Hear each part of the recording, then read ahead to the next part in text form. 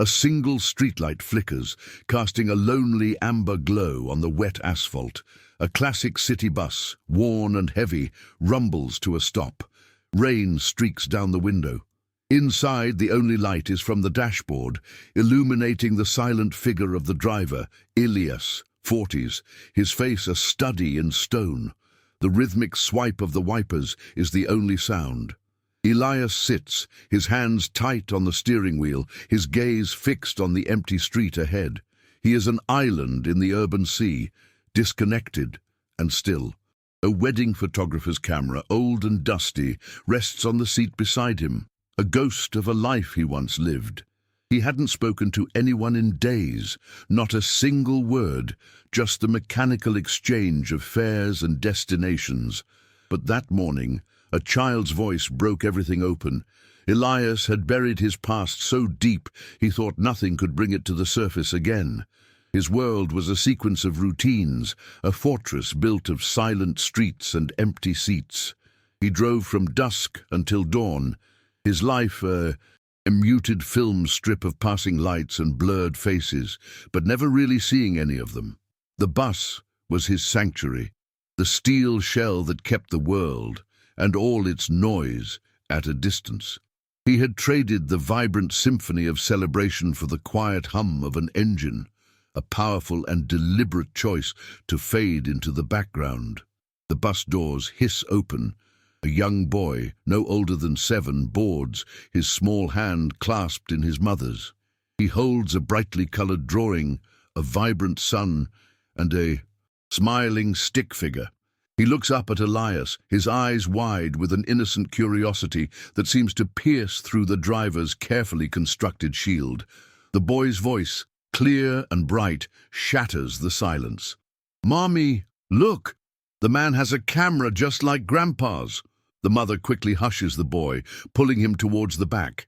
Elias doesn't react, but his knuckles turn whiter on the steering wheel. He feels a pinprick of something long forgotten, a memory trying to surface. He glances at the camera, then back at the empty road, a sudden desperate urge to drive faster and leave that sound behind. He hadn't held that camera in years, not since he had packed away every photograph, every album, every painful memory of a day that was supposed to be the start of a new life. He had been a man who captured joy, a man who saw the beauty in every stolen glance and every shared smile. Now he was a ghost, haunted by the very images he had once created. The bus, with its familiar, melancholic route, was his purgatory.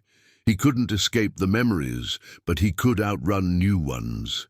The pain was an old friend, a heavy coat he wore constantly, but the child's words had been a sudden, icy gust of wind, reminding him that beneath the layers of silence and routine, a heart still beat. If you've ever lost something that felt like part of your soul, stay with this story. Don't scroll yet. What he finds next might break you in the best way. This isn't just another sad story, it's about what happens when someone finally chooses to feel again. The bus moves through the dark, its headlights cutting through the falling rain. Elias watches the empty streets, the city a blur of reflections on the wet window. He sees a ghost, a flicker of memory, his wife, Julia, in her wedding dress, her eyes shining with tears of joy. The memory is a film strip, beautiful and excruciatingly painful.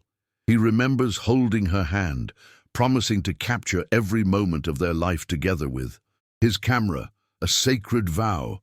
He remembers the shutter click, freezing that single perfect instant. The image is vivid, almost real, before dissolving back into the darkness. Elias winces, a silent, internal scream. He had spent his life chasing moments of pure, unadulterated happiness. He had been a collector of smiles, a historian of love stories. But all that changed on the day he was supposed to become part of one. A sudden, terrible moment, a forgotten turn on a country road, and everything stopped.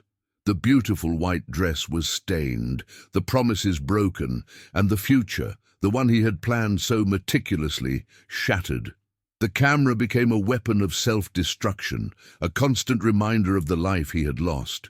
It was a time capsule of a world that no longer existed, a world of two people and an eternity of happiness. So he put it away, buried it deep in a box, and became a shadow of the man he once was. He had tried to erase the man who held the camera. That man had felt too much, loved too deeply. Elias now preferred the numbness of the night and the predictability of his route. It was a safer life, a life without risk, without the possibility of joy or sorrow. He had traded color for gray, sound for silence. The ache in his chest was a constant companion, a dull throb that reminded him of what he had lost. He had convinced himself that this quiet existence was what he deserved, that his punishment was to live a life devoid of the very thing he had once celebrated: love. The bus pulls up to a stop. An old woman, Martha, 70s, boards slowly, her movements deliberate and fragile. She wears a simple, warm coat, and a vintage camera with a worn leather strap hangs around her neck, a twin to the one on Elias's seat. She settles into the front row, looking out the window with a quiet, knowing sadness. She doesn't speak, but her presence fills the bus. Elias feels a tremor of unease. He wants to drive away, to leave this woman and her camera behind. But he can't. He has a route, a duty. She catches his eye in the rearview mirror and offers a small, kind smile. Elias looks away, his heart pounding. The world, he realizes, is not as easy to shut out as he had hoped. What would you do if the only way forward was through everything you'd buried? Keep watching, because this moment, this choice, will change everything. The bus is now a sanctuary of two silent souls. The rhythmic hum of the engine and the soft swish of the wipers create a hypnotic backdrop. Martha, the old woman, doesn't say a word. She simply holds her camera, turning it over in her hands as if it were a precious stone. Elias watches her in the rearview mirror, his mind racing. The camera is a mirror, reflecting his own pain back at him. He sees her wrinkled hands, her careful movements, and something in his chest tightens. It's not just a camera, it's a lifetime of memories, a story untold. He wants to look away, to return to his fortress of silence, but he can't. He feels a connection, an unspoken understanding that he can't explain. Sometimes the universe places a person in your path not to speak to you, but to show you something you've lost. For Elias, this old woman was a ghost from his own past, a silent reminder of the joy he once felt. He had spent years erasing every trace of that man, the one who saw the world in frames and stories. But she saw him, not the bus driver, but the artist, and in her silent presence, a dam began to crack. He saw her, an old woman on a late-night bus, but in his mind's eye he saw a reflection of himself, someone holding on to a piece of the past, a relic of a life that was. He finally understood that he wasn't alone in his grief, even if his pain felt uniquely his own. Her camera was an invitation, a silent plea to see the world again. He glances at the camera on his seat, a dusty relic of a past life. He picks it up, the cold metal a shock to his hands. He remembers the weight, the feel of the shutter button, the satisfying click. A memory flashes in his mind, a workshop filled with old cameras, the smell of darkroom chemicals, his father's gentle hands teaching him how to hold the light. His father, a photographer, had passed his passion on to him. Now he was holding the very tool that had been both his greatest joy and his deepest pain. The camera was a legacy, a bridge to his father, a path to his wife, and a painful reminder of the life he had thrown away. He turns to look at Martha. She looks back at him with soft, understanding eyes. She gestures to the camera on his seat, then to her own. She says a single word, her voice raspy but clear. Memories. Elias's eyes well up. He finally understands. This isn't a coincidence. This isn't just a passenger. This is a mirror, a messenger, a chance to face the past. He puts the bus in park, his hands shaking slightly. He knows what he has to do. He takes a deep breath, the first one that has felt real in a long, long time. He's not running away anymore. He's driving into the past. He'd spent so long pretending his past didn't exist. But what if the only way to a future was to finally let the memories be what they were? Beautiful, painful, and real. He was about to find out. The bus was still, the rain had stopped, and a new journey was about to begin. The sky outside the bus is a muted grey, the first light of dawn breaking through the clouds. Elias and Martha sit in a companionable silence. The bus is still parked. Elias takes the camera from the seat beside him. He looks at it, a mix of fear and reverence in his eyes. He carefully takes the film out, his hands moving with an expertise he thought he had forgotten. He turns to Martha and asks, his voice soft and hesitant, "Do you want to see them? The pictures of the past?" Martha nods slowly, a single tear rolling down her cheek. She pulls her own camera, a vintage Leica, from around her neck and places it in his hands. It's an offering, an invitation to share a moment of vulnerability. In that silent exchange, Elias made a choice. He chose to stop running. He chose to look back, not with bitterness, but with a quiet, powerful acceptance. He saw his wife's face in the darkness of the film, and for the first time in years, he didn't flinch. He saw her smile, the way she looked at him, and felt a rush of warmth instead of the usual searing pain. The film wasn't a record of a tragedy. It was a testament to a love that had existed, a beautiful, perfect moment that had, for a brief time, been his. And in that moment, he understood that the love was real, even if the ending was not what he had hoped.